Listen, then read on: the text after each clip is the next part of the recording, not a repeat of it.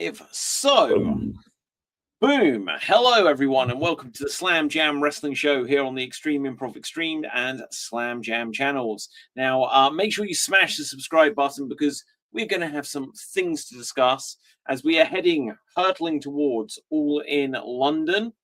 And there's all kinds of stuff happening in the world of WWE as they head towards Sunday night's main event.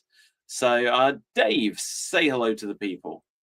Hello to the people. We've just been chatting off. If you're the south, at least in Essex, at last has finally had some rain, just now. So, yay! Yeah, absolutely. There's been almost no rain at all for at least 2 months. Yeah. At least 2 months. It may even be almost 3. In fact, it's absolutely insane. But there has been Roman Reigns on Raw. See what I did there. Roman Reigns on Raw. We are officially back in 2023. It's just the bloodline and who's joining the bloodline and who's besmirching the bloodline and who won't acknowledge who. They're even giving the Usos black Ulafalas, which mean that they're captains. Did you see this?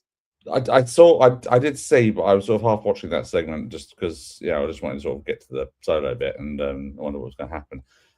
So I didn't really understand why they're getting Ulafalas, but what does that mean? They're captains now. I don't know. So if he's the tribal chief, because they called their play and they executed their play, if I'm remembering his terminology correctly, it means that they are now captains. They were given black Ulafalas when Roman wasn't wearing an Ulafala. Jacob is still somewhat in the doghouse, as it would seem. But I literally, after watching this segment where Solo immediately turned, he didn't even willingly rejoin the family, but after he attacked Roman, because Jacob had been told, let's just stay back, I'll take care of LA Knight. He then just stood there and didn't do anything. So what's his play? Because I thought it submitted to the tribal chief, and this would obviously just be like, why did you just stand there? And obviously, well, because you told me to, shouldn't really cut it as an answer. I think it cuts it perfectly because it's like we were talking about I was talking about last week, where Jacob has just been programmed to just blindly obey the tribal chief, and so Roman Reigns, when he says something, he just goes with it, and it's this whole mindset he's been programmed into doing. Like I said last week, it's sort of like almost like he's been brainwashed, and it's now turned the other way. So like you say, he's about to attack. Now, obviously, there was something where he attacked Solo to put him down before they brought him back in, as it were, or attempted to at least. And even when that happened, when Solo hit Roman with the spike, it was like there was nothing from him even there. So that entire sequence was brilliant. He just stood there and was like, well, you told me to stay here, that's what I'm going to do. And so I don't know whether or not this captain's thing now means that Jimmy and Jay get to order about or not. That's now I don't know if that's going to happen, but it's going to get to this point now where it's going to be Jacob and Solo against the Usos probably at some point in the future. But that sort of brings me sort of like thinking what's going to happen with War Games, because of course you've got to have the bloodline involved in a War Games match in some form or fashion. So is it going to be Roman, the Usos, Jacob, and someone else against Solo, LA Knight, and 3 others? Okay, I don't know. Obviously, we're a little while away from that, but that's I guess Royce Keys will be back by then. Oh, of course, yes, of course. Yeah, of course, got to get Royce Keys in there, and his because of the crowd reactions he's been garnering recently, has to be in there. Yeah, exactly. It's weird with Powerhouse Hobbs. To be fair, it's not that they haven't sort of pushed him as something meaningful, but they haven't established him. Like just pushing him just so he's suddenly wrestling upper mid card or main event level talent doesn't mean that we are invested in him yet. Yeah, there's an AEW that sort of the same character, isn't it? So like he's grew up on the streets. That's how he knows Jacob and all that sort of stuff from their sort of background and similar circumstances, I guess, is what they're trying to play on.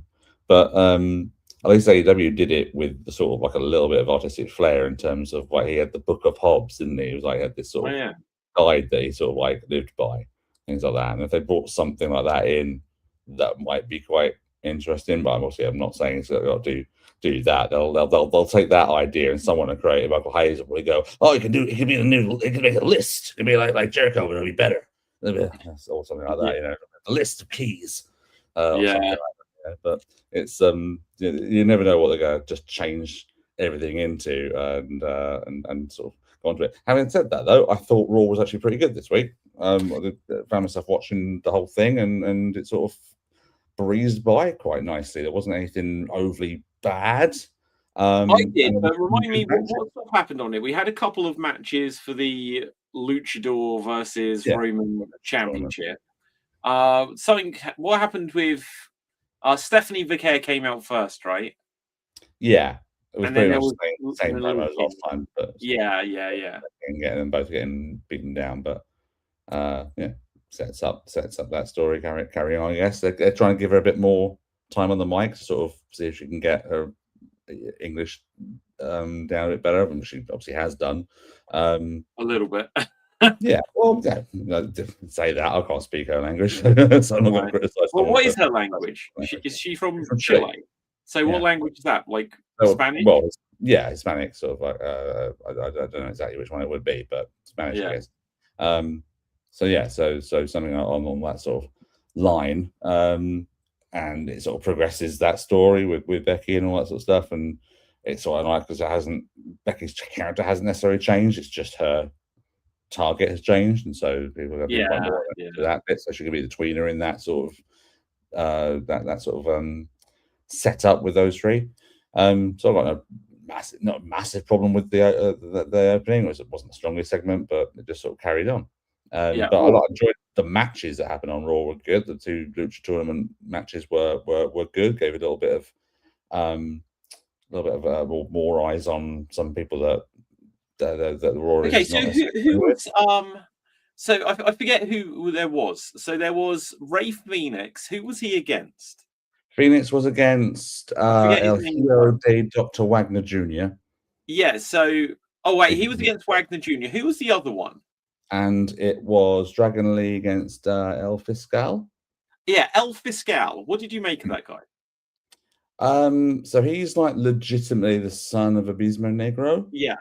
Which is odd because they've got an Abismo Negro mini and Junior in the company as well. Because it's weird they keep switching the characters, or people can take on those characters. Because La Parka was brilliant. Did you see La Parka turned up on had a four-way match on NXT, and Booker T was on commentary going, "Wow, I can't believe this guy's still in the business. He looks great. He's still he's in better condition than he's ever been."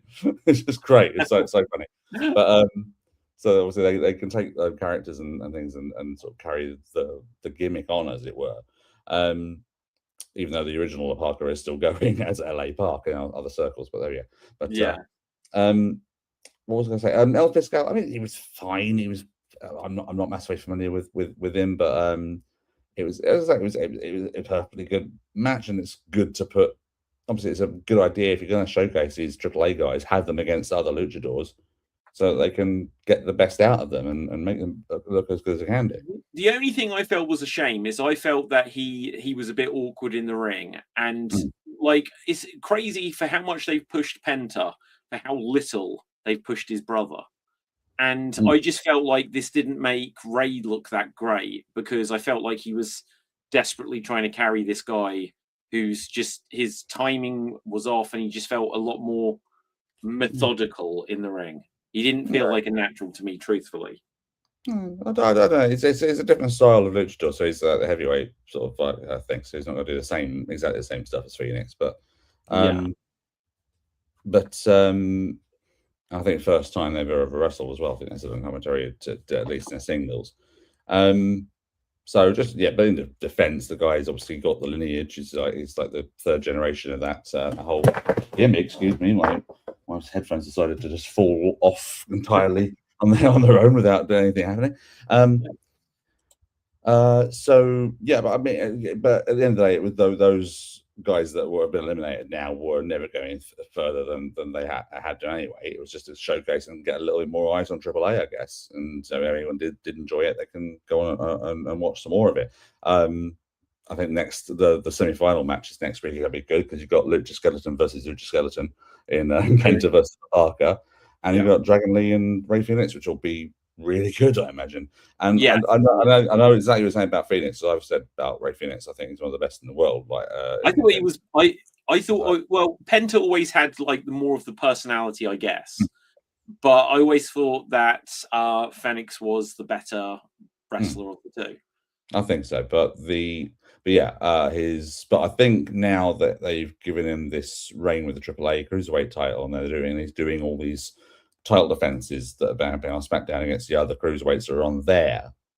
I think that's a good way to use him in terms of getting more eyes, in terms of him getting on the show more often than putting in there saying, right, we've got this thing here, let's get Phoenix on there against Axiom or against Nathan Fraser or against whoever is coming up next. Let's just get some people out there just to have a good 10-15 minute match on there, and then that will start, hopefully that would start gravitating the crowd more to that style and those characters, and giving something more meaningful down the line, hopefully. So it gets him on the TV more, which is the idea, and to get more eyes on him and to get him more over. So I think with the idea that I think SmackDown's going back to 3 hours again or something in the near future, I believe. So if they get the more over characters I got on there, the better that show's going to fly by. Yeah. I have no problem with the tournament at all, though. I think it's going to be an interesting. I think that obviously, I think they really are feeling that they might have something slightly special with their whole AAA thing, which obviously you'd have hoped they'd have been enthused about it. But I think they're finding that more things are getting over in a bigger way than what they imagined, and because of WrestleMania next year, they're having to try to make this bigger so that the people in the US feel like, well, we have AAA, we have NXT, and that's going to be as big a deal as WrestleMania, which obviously it won't be. But the more they can push these up, and obviously with the interesting choice, which they've highlighted, Dom isn't in this tournament. It means that someone else gets that moment to be against Roman. They didn't risk El Grande in this either, because if he's working so well in Mexico, don't do anything that could diminish that at the moment. But who do you think is going to end up against Roman? Very clearly, I think it's going to be Penta. Very clearly. Okay, yeah, fair enough. Who do you think is going to end up in the final against Penta? Will it be brother, or should it be Dragon Lee? Because Dragon Lee had the feud with Gunther, carry on the legacy of AJ Styles. Arguably they've done more with him in recent on like mainstream Raw, SmackDown. Yeah, I could go either way, really. I think my initial thought was Penta Phoenix final, just so they can say, "Oh, these guys are brothers," blah blah blah, and all that sort of stuff. And get the Lucha Brothers together in a ring at some point, just to whet the appetite of those crazy fans out there. But Dragon Lee again, he's getting a mild push as well, so it could be either. I'll be interested to see either way on it. But yeah, I don't see anyone but Penta winning this whole thing and going on to face Roman, because he's been IC champion and he got he's been pretty over since he debuted. I think it's the next logical progression for him, and it'll be someone different finally to wrestle Roman. So it will be, and obviously the result is Roman would win that match. Of course, absolutely no doubt about it. Is there a universe where that isn't the result? I don't think there can be. No. I don't think a shock upset victory makes any sense whatsoever, which makes it a shame, because it kind of, hopefully Penta will get a lot of close falls and stuff, but there's no way he's that Roman's going to be taking the Destroyer. That's not a chance. Yeah, I imagine. Yeah. But you want me to do what? Yeah. He didn't know AAA was a bloody thing a few weeks ago. Yeah. Okay, let me ask you something about Roman, which I've noticed for a while, but I never remember to bring up. what is the deal where Roman arrives and someone hands him the belt? That he's just, what is this? My view was that it was recognized that the champions leave as the champion and they take their belt with them. What is the logic behind this? He's got staff that just carry it for him, and is it staff, or because I always thought it's just like, it's like when we do extreme improv and I'll say like, oh, an audience member could win, then I always say this is a prop, you cannot take it home. It's like that. Yeah, it probably is. It's just like, well, that's what I believe. I believe it was the case that they had TV belts and then they had house show belts, and I assumed that they kept the TV belts there, but the champion still carried something. But maybe it was a case of, look, Jericho lost his belt in AEW, Gunther had his title stolen, so maybe they were just like, well, no one takes their belts, and they just decided to acknowledge this on TV for some reason. Well, doesn't every champion have their own belts they take home with them anyway? They put up in their mental pieces, I mean. Well, yeah, like I believe so, unless they just have replicas or what have you. Yeah, or especially someone who's got a custom belt like Cena or Austin and all that lot had their own belts, didn't they? So they probably got them pride of place at home. Yeah, wasn't there a thing recently that someone had like a title belt they're holding up, and it was like a tag title or something, like a house show recently? What do you mean? Like a not a tag image like Miz was supposed to be holding up the IC title, and it ended up being like, it was actually a tag title or something. Like, it was a while ago, but okay, I don't know. This sounds a little bit familiar. Like I may have heard like an anecdote about like some photo got. Oh, actually, the only thing I heard similar to this probably isn't the same story, but I heard that like Jericho years ago was a champion.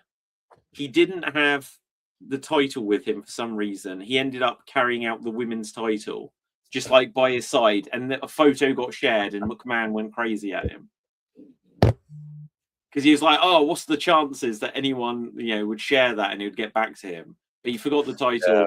He just carried out the belt. Share something on this day and age. Come on. Well, yeah, exactly. A bit naive even in the last 15 years, really, I suppose, with the internet. What else has been of significance on Raw? There was Breaker and Oba and Heyman having there's some looks. I think probably Heyman is going to end up with Oba, and I think that probably might be a good idea in some respects down the line.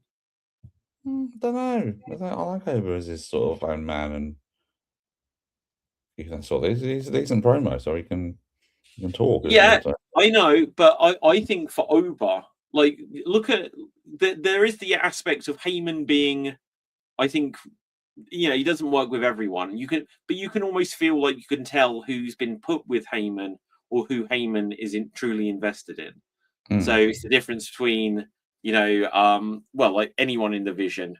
Who does Heyman really care about in the Vision? It's never worked. He probably. In the stuff with Brock, it was probably a reason why they're now literally calling Oba the next big thing. Heyman didn't come out with Braun. Heyman came out on his own in the segment. He then said, Braun, don't you dare, which, it was like, oh, then he's like, but you got to think a smart person will think of the big business and the box office and the shareholders. And then when Braun got out the ring, Heyman was shaking Oba's hand and Braun was just giving those sort of like, what's going on there kind of looks. So if they're saying that there's trouble in paradise and Braun isn't going to end up, well, Heyman won't end up stuck alongside Braun, then where does Heyman go? I think Heyman always positions himself around the main event, and I think he probably is doing that. And I think my prediction is by WrestleMania next year, Paul Heyman will be the manager or whatever of Oba Femi. Okay. I don't either disagree or agree. I have no real thoughts on it, really. I don't necessarily like the idea that it's not very clear, but also like the fact maybe it's not that massively clear where it's going. So they obviously have a plan. It's nice to sort of not know, I guess, a little bit, but at the same time, Definitely better not to just know. Yeah, but at the same time, though, I'm not. As I say, I like Ober as a promo and a presence in there. He's got obviously got the entrance really over. His impression of Bron Breakker was really good. Yeah, weirdly good. Weirdly good. Yeah, so I didn't mind it that so much, and I'm sure it'll be a good match when they do it. Sunday night's main event, isn't it? Yes, I believe so. So yeah, it's just the next logical sort of step along. I mean, it could be being set up for a massive swerve, and it ends up that Heyman's use Braun as a sort of like a way to try and take him out for what he did to Brock. But that would be a very banal way of doing things, I guess. So I prefer your take on it. But I'm not massively invested in the story, but I like the fact that at least it's something different, and it's two guys that are like considered the future. Yeah. Okay, but on that though, okay, so Ober stood there, and then Bron saying, "Oh, this is a battle to see who is the future." I kind of feel like Bron, for some reason, it hasn't worked so far. Maybe it was because he was like the second to Seth, and they kind of. I don't know if they've. I don't think he's ruined by any means, but I feel like they've kind of fumbled Bron so far, so that when it was like, "Oh, we're going to see who's the future," it's like, well, he just beat Brock in his retirement match, and he beat him at Mania, and he's the King of the Ring. And Bron is a tag team champion with Austin Theory. It's like it isn't Bron. And to get him out of that situation as soon as possible. Absolutely. He shouldn't be in any kind of a faction unless it's with another Steiner. I get that they wanted to do the Maxine turn and everything, but why did they take the titles off the Street Profits so quickly? I just didn't understand that. They had a perfectly good title change there. They've disappeared again. Of course they have. That's all they do. But anyway, what I did enjoy. Well, go on. No, oh, okay. I was just going to quickly say, it's a problem WWE has with tag teams in general. So the Vision having it is because they're not really a tag team. No one is going to remember the tag team of Logan Paul and Austin Theory, or Austin Theory and Bron Breakker in the future. That won't even be considered an actual tag team. But forever, WWE cannot do tag teams. And so when they've got an actual tag team, as soon as they drop it, it's just on two random guys, and they just forget the tag teams. I was literally looking at the Usos in the ring, and like when they came down the aisle, and like Jim is doing all like his dancing and stuff like this, and I'm like, you're showing personality now because you've had years of being able to develop as a personality, but that was only because they eventually got to the very obvious storyline of, oh, these guys are cousins, maybe they would back each other up. But before that, the Usos had absolutely no personality. They would come out, whether they were dressed like Rikishi Fatu, or if they were dressed more tribally, and they had no personality, and they were like multi-time world tag team champions before they started getting any individual personality of their own, because WWE don't do anything with tag teams. But sorry, you were going to say. I'd argue that they did start showing personality when they turned heel and did the whole Luso Penitentiary stuff. That was probably where their best shot before Bloodline. Yeah, how far out was that though? Oh, this is like 10 years ago. Okay. Like but I mean, you forget how long they have actually been there. They've been there for freaking ages. Yeah, absolutely. I do agree. Lasting tag team for like absolutely ages now. And I'm about to say you haven't split up. They did briefly, didn't they? So yeah. But yeah, no, just to move on to something else on the show on Raw I quite enjoyed, which was but in spite of itself, I actually quite liked the Javon Evans JD McDonough match followed by the Big Cass segment, simply because of Dom Mysterio.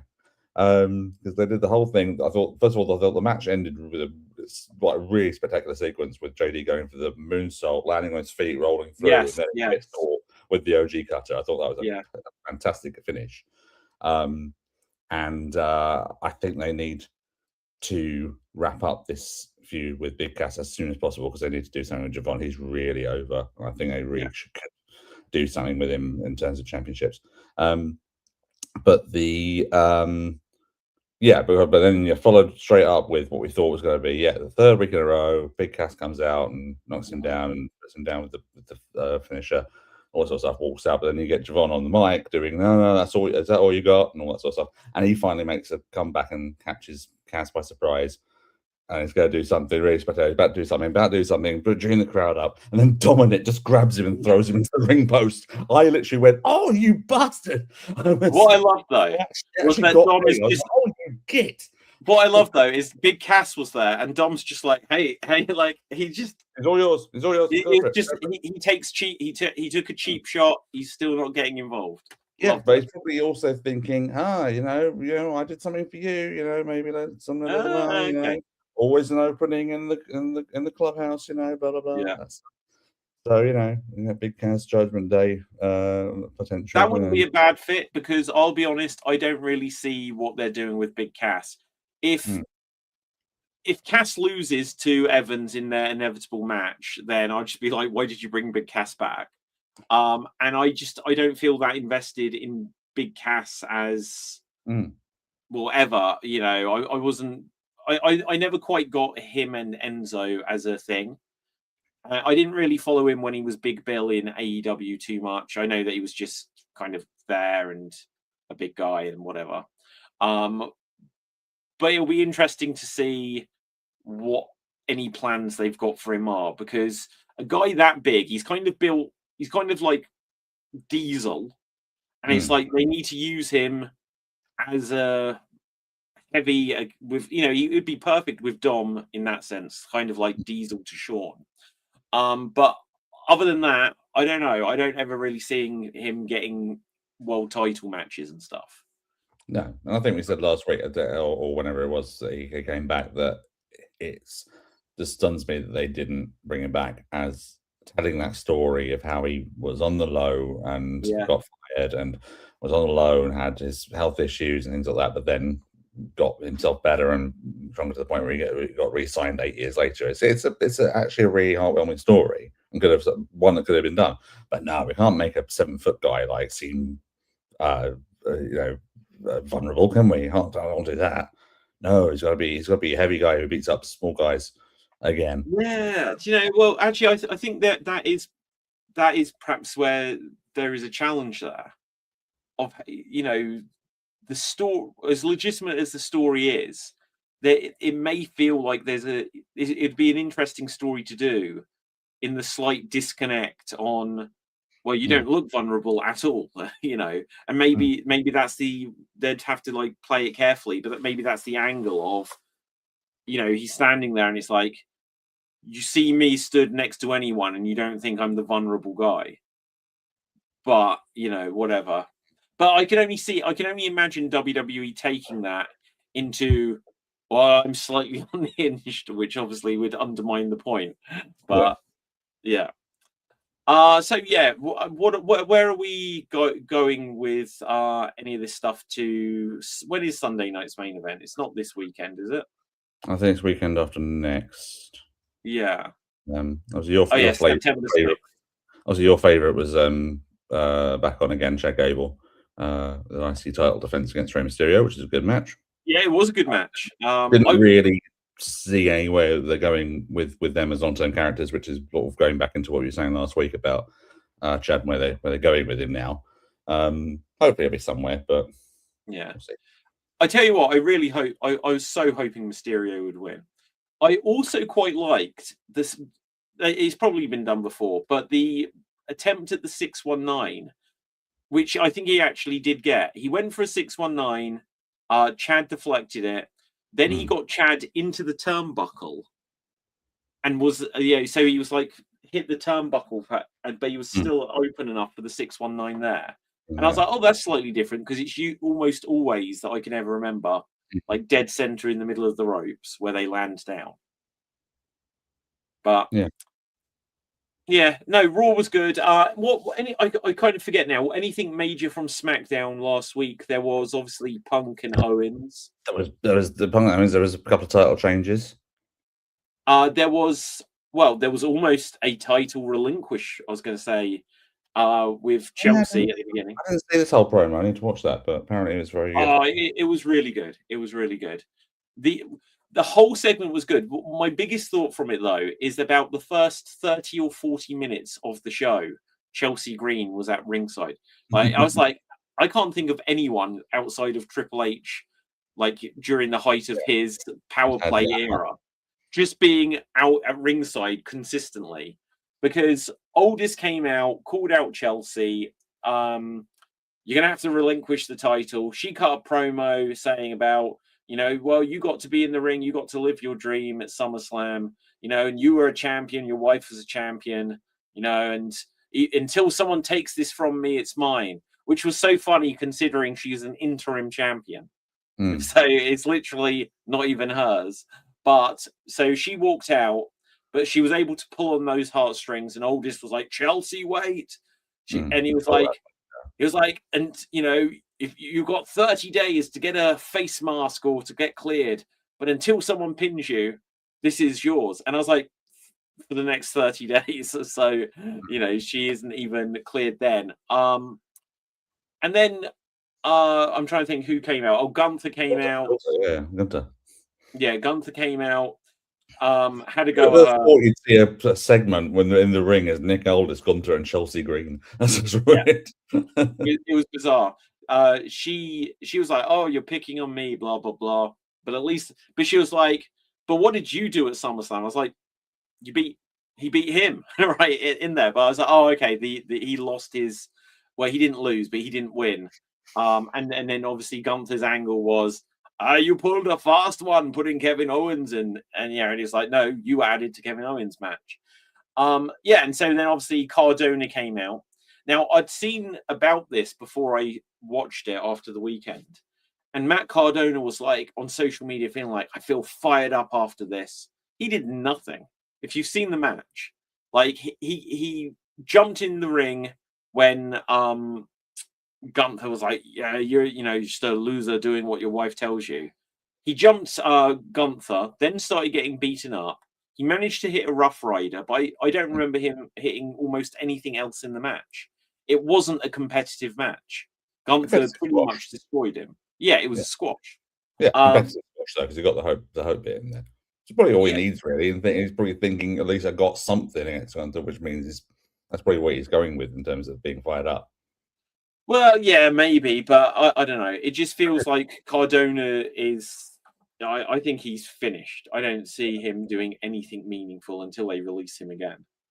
Well, you know what? I think that was a good thing. He, alongside two other people, have just forgotten about the fact that they got cursed. And Miz and Kit Wilson were just back to normal backstage. And things like that just moved on. It was like, okay, we're just moving on because they're not doing anything else here. Let's just pretend it's been lifted and move on. Thank goodness. Even though I was like enjoying it for the silliness of it, but it was quite nice to see them back to normal. True. You need to use Danhausen better than what they are. They're using him very well in that he's a big deal, and they're probably shifting a load of merch and stuff. But they also undermining stuff, which there's a way of doing any of these kind of gimmicks without undermining stuff. Because even back in the day with like some of the Undertaker shenanigans, even though some of it may have been like, like when he disappears out of a casket or stuff like this, you may be like, when I was young, people would be in the room and I'd be like, oh, I'm embarrassed to be a wrestling fan a little bit. It was like, no, he's the Undertaker. And it felt legitimate enough. But like the stuff with the Miz and stuff like that, I felt like, you've crossed the line, for my personal taste anyway. My first experience of I'm a bit embarrassed and about to be watching this is when watching Superstars one day, and it was Ultimate Warrior against one of the Nasty Boys, and Papa Shango cursed him and he started puking backstage. That was they were watching it going, what are you watching, David? I was like, Yeah, well, there you go. They can't help themselves. You think for the legacy of how long Supernatural has been in wrestling. Oh god, yeah. That'd be an interesting thing to look at. Maybe a Halloween episode. Let's put back at the best and the worst Supernatural stuff. I like that. That's a good idea. Okay, so yes. Anything else from SmackDown? Title changes. We got Women's North American Championship change hands, as did the tag titles, the MFTs. So Haku comes back 3 weeks later, and his boys have won the tag titles. Yeah, and what's interesting is that they're still the MFTs, even though Solo's not there. So now they should be HFT, like Haku's family tree. Oh, if we could change MFT to change the meaning. Call them the mother flipping Tongans. That's actually a pretty good name. Yeah, MFT Tongans. That'd be interesting.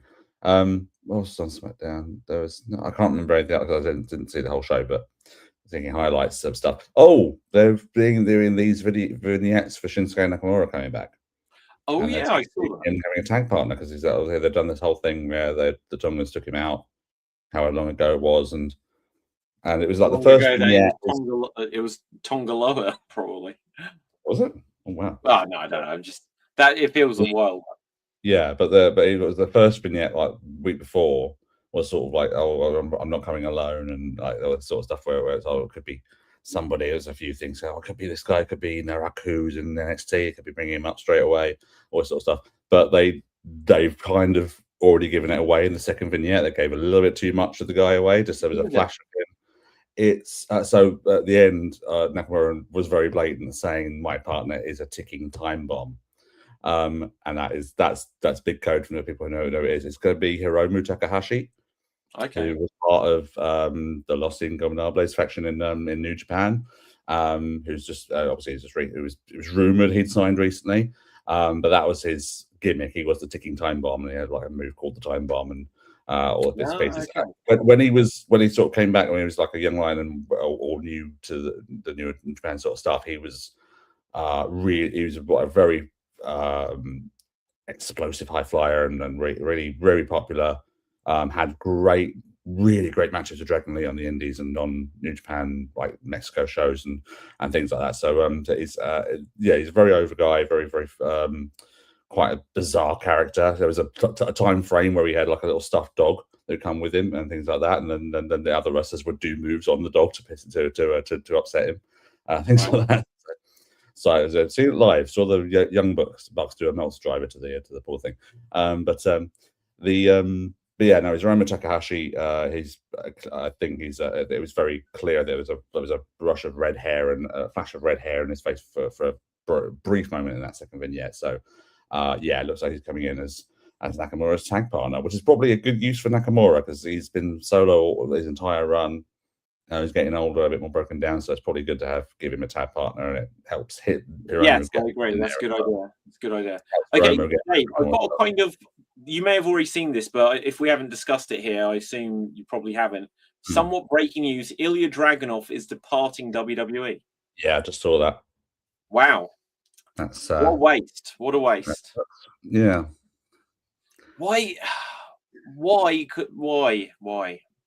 You know what? His contract's expired by the looks of it, which means he could debut at Wembley for AEW, potentially. Yeah.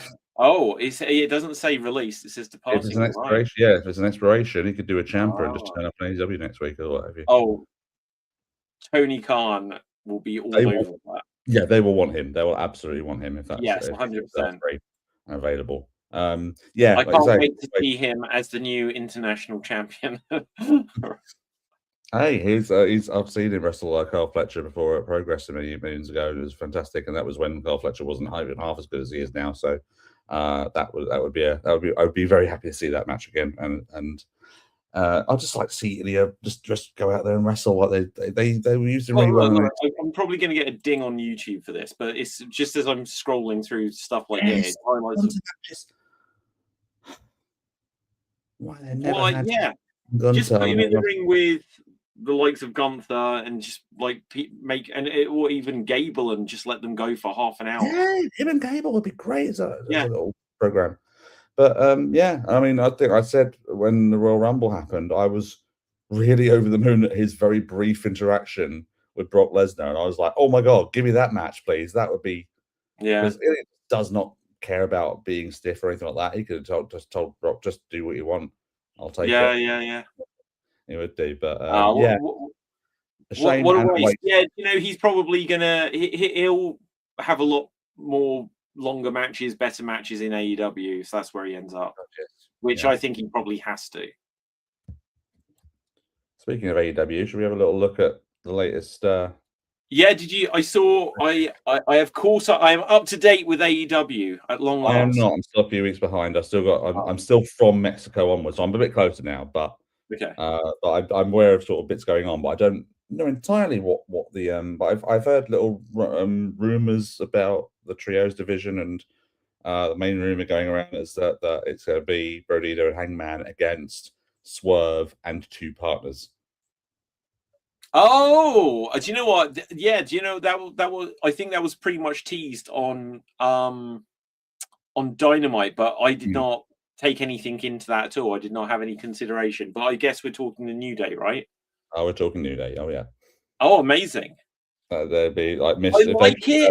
Thing as well. I like it, but at the same time, the trios titles, whilst it makes sense, like obviously it makes sense for the New Day with Big E, and just lumping them with Swerve, fine, right? But I hope they don't just get stuck in the trio. Or maybe they'll make the trios division suddenly really mean something. Yeah. And I mean, at the end of the day, it's one division they didn't have in WWE, so it would be obviously they couldn't have done New Day, I think, entirely within that. But it's just one of those situations. I mean, we're going to have a few surprises happening there anyway. Well, actually, hang on. I was just going to say the potential from that is, look, there is no way in hell that Kenny is keeping this title. So if the New Day, or whatever they'll be called, the next day, right, next day delivery, then they could take on the Elite in once Kenny's done, because they wrestled as a trio on Dynamite. Yeah, so maybe a tiny bit foreshadowing. They basically just shifted to Omega now being the heel again, haven't they? And yes, and they did it they actually did it in such a good way.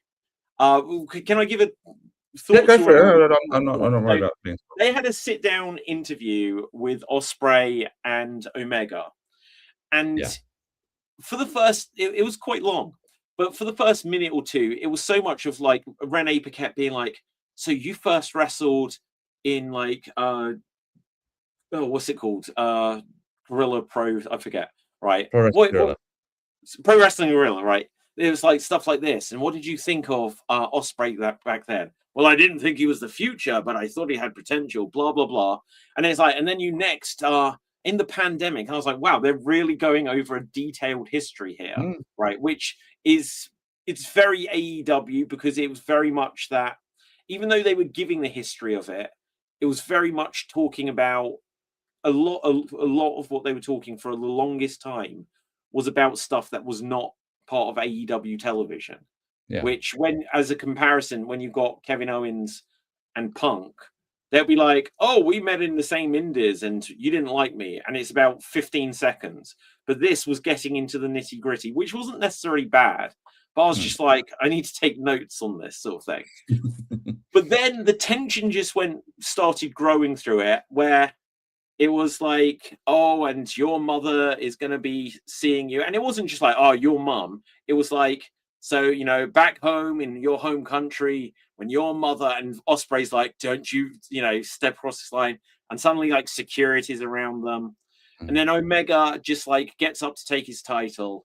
And he's like, well, your son's going to have a new hero. And it was like, it was really good. It was just like 2 or 3 little bits. And it was like, okay, that Omega's the heel going into this, which is interesting just because Ospreay was the one that said to Kenny, no, you've still got it. You can find this, the old Kenny Omega to beat MJF. And now, to be turning heel on him. And then obviously there was this trios match in the main event, and Ospreay comes out at the end, and literally and the Elite were absolutely faces in this match. But just when Ospreay came out, Kenny grabbed a microphone and he was like, security, and then like Excalibur on the mic on the commentary is just like, well, he's using his power as a executive vice president, Right. and just with this, suddenly Kenny was a heel. The security grabbed Ospreay. They didn't grab him enough. Ospreay broke through.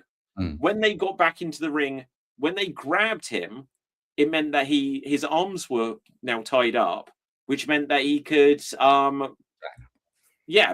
You know, he got him. It was a good, subtle enough heel turn, because this match will be better for it if it's not babyface versus babyface. They'll be able to have a more vicious Kenny Omega.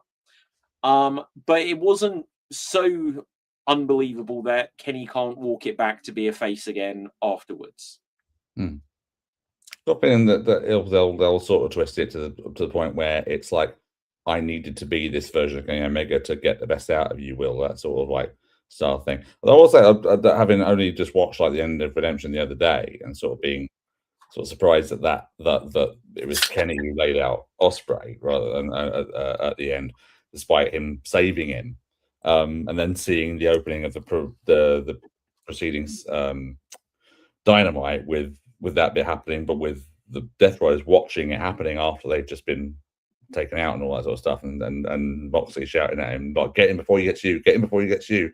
And it's like, what have I been saying this whole time? And it's really weird because it's the whole dynamic has been, Kenny saying to Will, "Be careful what he's telling you," and all this sort of stuff, and Moxley saying, "No, you need to be careful of Omega." And it ended up that Moxley was actually right, even though what he was going to do was inevitably wrong.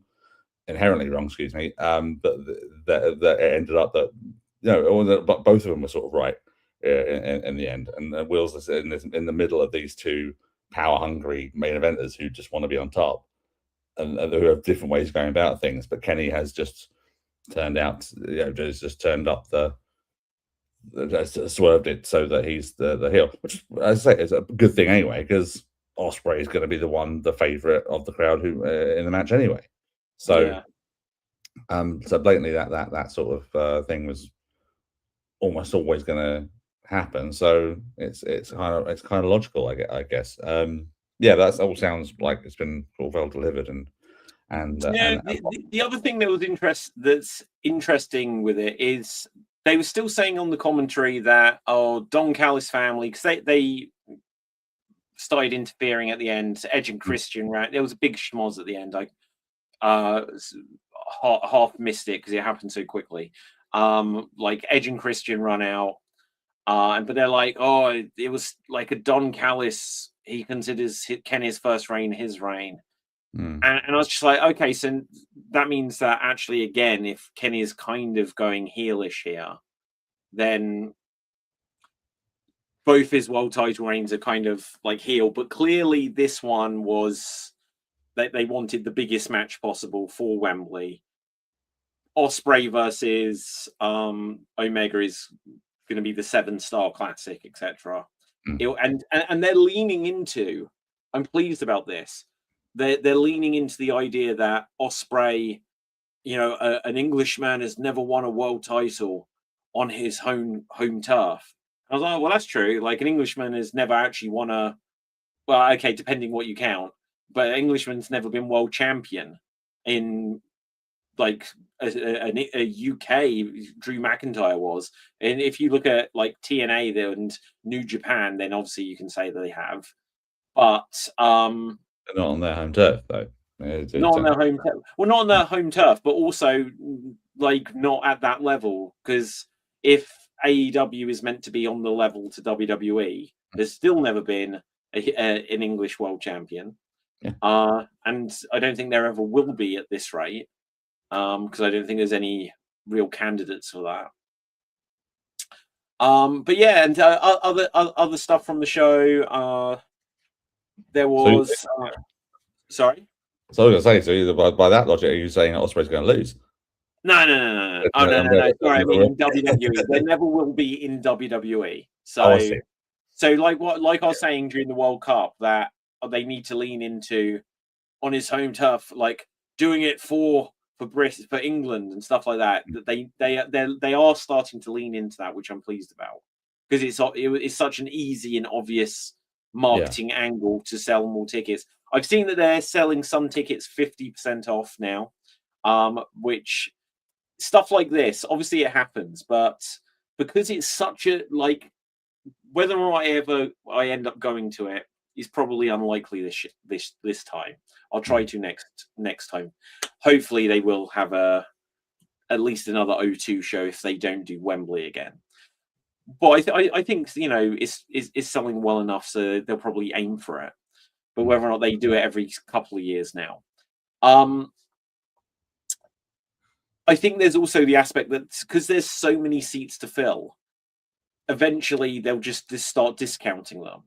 And so if they do something like the O2 Arena, there is more the feeling that, well, it could sell out. So you need to buy early kind of thing. Well, yeah, they sell out the O2 and things like that. It's just a shame that it's had this thing of like, oh, it's got to be Wembley every time. I think they're up. I think they're over 40,000 now. Yeah, I think so. Well, it wasn't Wembley last year. So no, I know. I just mean they got it. But there wasn't. It was Forbidden Door last year, so it wasn't. It still did the stadium show. True. Yeah, but I just mean in terms of that. But yeah, the card's looking pretty tasty at the minute. So we've talked about Mega Osprey. They've got a women's world title match, Willow versus Mercedes. Yeah. They had a full hard rule. Have they done that? Okay.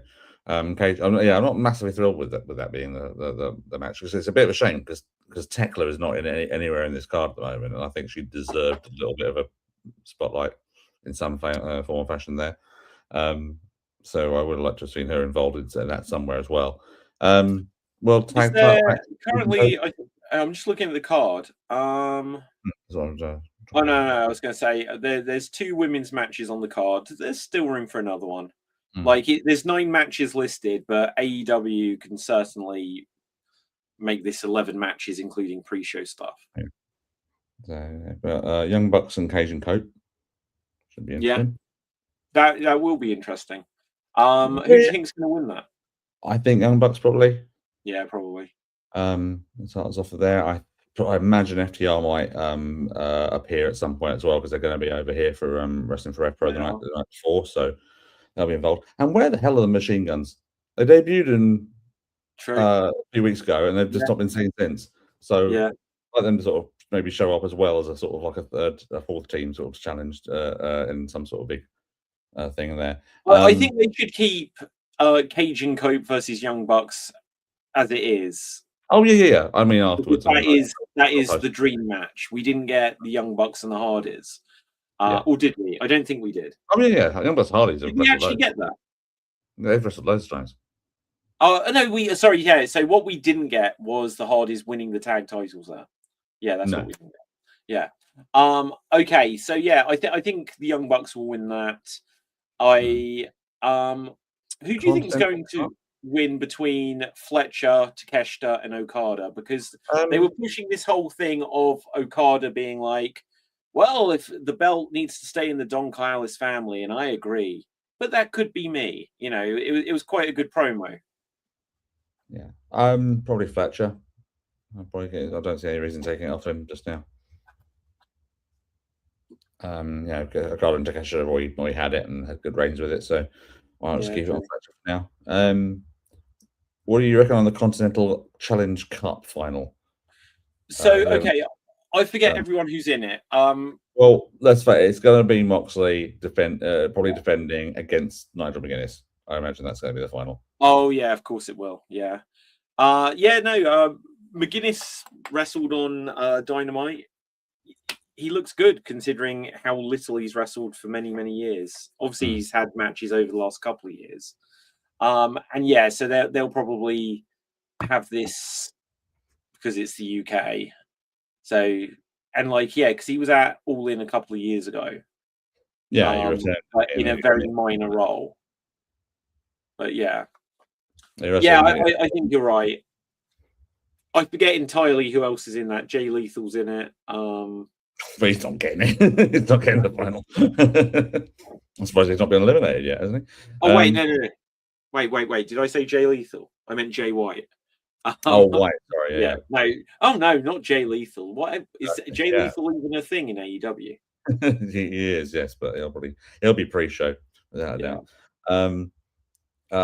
So yeah, okay. So speaking of the gauntlet match, casino gauntlet match, we've only got three like that are confirmed: Andrade and MJF at the start, and Ciampa yeah. has thrown his name into it as well. So I'd kind of like it to not be either Andrade or MJF, just to sort of freshen up the whoever does go for the title after that. Mm. So yeah, just to keep them their sort of like thing. Yeah, Their MJF is still like the only thing with MJF is that they're still having him with a world title belt, claiming to be the world champion. And so if he doesn't win, it's like they still need to resolve that in some way. It's I guess, but I just think it's lazy putting it on him again. Just like, oh, come on, let's have somebody else. Yeah. Somebody else down there. Divine Dominion against Brawling Birds. Brawling Birds clearly going to win that one. They're in England, so Okay. Yeah. get on the get the new champions. Kevin Knight and Darby Allin a false count anywhere match. Considering they're going to go everywhere around Wembley, that's going to be quite entertaining. It is. What one thing? So on Dynamite, Knight had Darby beaten up, so they were putting like a neck brace on him and taking him out. Didn't they do this pyro thing? Okay, let's have a look. A pyro explosion or something at the start. It was like a Jeff Hardy style pyro explosion. You know when the pyro went off on him at the top of the stage when he was feuding with yeah. Hardy. In fact, the headline about it is AEW blatantly copies WWE spot on Dynamite. Come on, what kind of headline is that? It's like everyone copies everyone. It's not like they copied it from last week. Yeah. From 2008. But yeah. I think enough time's gone by to the point where they can do a similar enough thing. And it works because obviously that's what Darby did to Kevin Knight in that cage match. Yeah. The exploding bag, wasn't it? So Kevin Knight's done the same thing, but up to the budget a bit with it. Oh, yeah. That'd be fine. And yeah, we already talked about the trios match. And that's all that's announced for it at the moment. Do you see them doing like a women's sort of multi-person match or something like that? I think. Well, this is what I said. So it feels like a lot of the women on this pay-per-view, and so it feels like I don't know if they'll do another gauntlet match. They did a few years ago, didn't they? The Texas one. Yeah, but it feels like they need to do something because. It was a thing. Who was it was so upset that she didn't get to wrestle at All In? It was. I know who you're talking about. Yeah, I can't remember it. It was the Japanese. Yeah, I can't remember who. What's her name? Oh, it's one of my favorites as well. What's her name? But I think she was more upset because Paige had come out to "We Will Rock You," which is Queen, which is thing and things like that. So I think that's what she was a bit upset about. That's really annoying me now. Who was that? Never mind. It'll come to me later. Yeah, it'll come later. Okay. Anything else? I'll check to see if there's any other breaking news. If not, we'll start to head to the finish here. I can't think of much else that's been going on this week, to be honest. I will do another shout on a little NXT roundup for this week as well. There's been quite go for it. Going on there because they got the debut of Zilla Fatu. It's another Bloodline member. Yes, true. On there, and he's been thrust straight into the title match. So the Heatwave match in a few weeks, and everything on the same day. Do you know that the WWE have done like 2 shows on the same day of All In, so that they can counter book a bit. So what are the shows that WWE are doing that day? So AAA have got one of the Triple Manias, I think, and and NXT are doing Heatwave. Wow. So Heatwave is now going to be Tony D'Angelo defending against Grayson Waller, your favorite, Cruz Montana, who was Mike Santana, and Zilla Fatu. So 3 sort of new faces in the main event scene on there. They're also doing a double sort of title defense thing with the tag champions Miles Bourne and his partner, whose name escapes me, against the Vanity Project. So it's so Miles Bourne is like the North American champion and tag champion, with his partner Tavion Heights, that's his name. And the Vanity Project are like a trio faction with a very, very muscly female. And one of them, I forget who, is getting the North American title shot, and the other two are getting the tag title shot, which means probably they're both winning that, and there's going to be a split between the two, the team, in terms of defending champions, because Tavion's done this whole thing of like questioning why Miles is putting the risking both wrestling twice in one night to do that, and he's like, no, it's because I'm a competitor, I want to compete. Well, it's bits and pieces. So some stuff going on there. What else has been going on that one? And there's been some interesting things. I think. I mean, I know obviously it's not exactly your favorite, but Grayson Waller has been a bit of breath of fresh air on that show, because he's been doing these sort of shoot promos on there. Okay. Sort of criticizing the men's roster, especially. So when he came back, I literally haven't seen any of it. He might be a breath of fresh air there. He did something with Punk when Punk was there, right? That was a live event, so sort of backstage. I don't know if Oh, it's going to move on to anything other than just a viral thing to get people talking about him. But when he came back, he was like, he basically did a sort of a shoot promo, and sort of like, so I'm the only one of the 2.0 generation that was in this sort of, was one of the sort of headliners of that thing that didn't win the title. I got called up first and all that sort of stuff, and I've just been left in to talk to people up in the sky boxes and things like that, the balconies, and been left behind. So he came back to sort of go, right, well, this is the thing. I'm hungrier than all the male roster. The male roster here are all terrible. They're just happy to be here, and they're set in their ways and all sort of stuff, and was basically telling them, like, I've looked backstage, and I would say about maybe like 50% of the roster, or 20% of the roster, are ready to advance and move up to the main roster, and they're all female.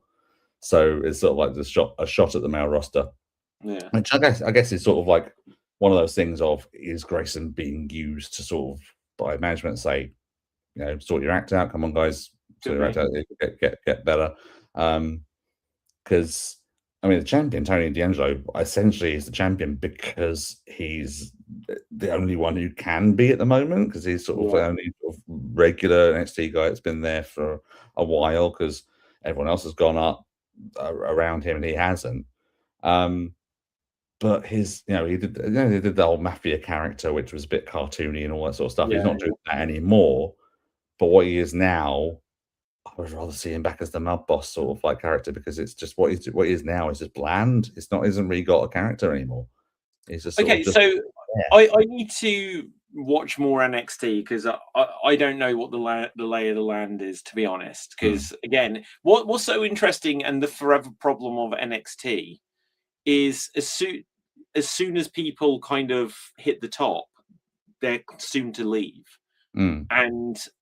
And so it's like, well, how do you have consistent main eventers in NXT?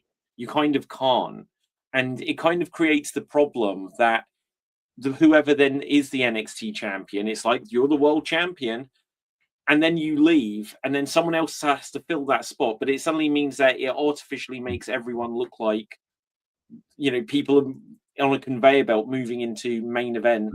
And it may be that if this was the main roster, because you look at the main roster, how you get periods at the moment, it's the vortex of Roman, Cody, Punk, with not much else.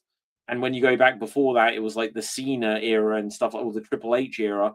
And it's like, people didn't move up into the main event that much. And so that's probably what has led to so many people moving up to the main roster.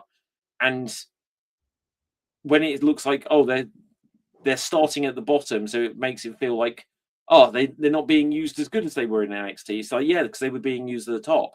Now they're at the bottom. Or if it's like, we've pushed this guy like he's the top, then they put him against someone actually at the top, and you realize, he's not ready yet. And that's where you get like Aleister Blacks and people like this, who there's like this aura and everything around them, but when they are there, they're not ready for it. It's also a case of it's a different set of people making the decisions about them and putting them in the positions, which is probably it's quite refreshing with people like Oba and Javon in that they are over. They're getting NXT call-ups, but they were hyped quite, and Trick as well, Trick Williams, I forget. They were all hyped quite well ahead of time. They also came in a couple of times to sort of test the waters as such a little bit. There was a bit of hype behind them, and they finally did come up. So I think it's fine when you've got people who are going to look at them and go, okay, we're going to put this person similarly to how he was or she was before, and they are somewhat consistent. Case in point, the girls, the tag champions, and the what are they called? The women. Fatal Influence. Fatal Influence. Thank you. Yeah. So case in point there. I said, just the other week, I said I'm a bit surprised that they've taken this long to get the tag titles and the North American title and all that sort of stuff, but finally they are finally a faction with the belts, and they're going to do well with them as a faction, I think. So it's just keeping those guys and girls that are just at a certain level. Like I say, if you're going to put them in a certain level, you debut them at a certain level, they're going to, in the fans' eyes, be at that level all the time. If they don't, then suddenly impress. Yeah. So it's kind of an unenviable position, because if you come in from something where you are like a top competitor, getting longer matches, main events, and when you actually are then on Raw or SmackDown, either you find that actually you're not actually quite ready for it, or perhaps you were in that position out of a necessity because everyone else has been moved up already. It's a shame in that sense that they don't cross-pollinate people from the main roster back to NXT a little bit more often. Like the idea years ago that Charlotte won a Royal Rumble and was like, no, I want the NXT title and stuff like this. They should do, and like the fact that Finn Balor went back to NXT for a little while. It's like you should have some people being like, I've seen someone and I want them as my opponent and stuff like this. To up people's levels, but also give some other people from the main roster something to do when perhaps you don't have something for them to do.